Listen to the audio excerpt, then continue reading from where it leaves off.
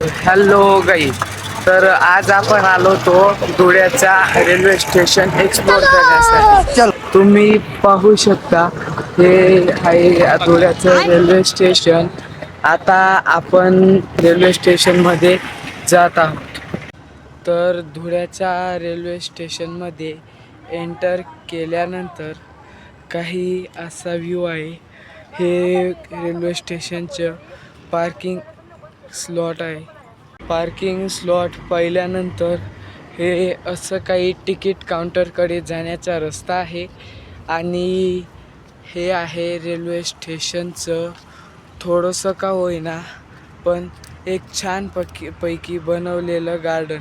आणि हा आहे आपल्या देशाचा राष्ट्रध्वज. मित्रांनो, हे आहे तिकीट काउंटर.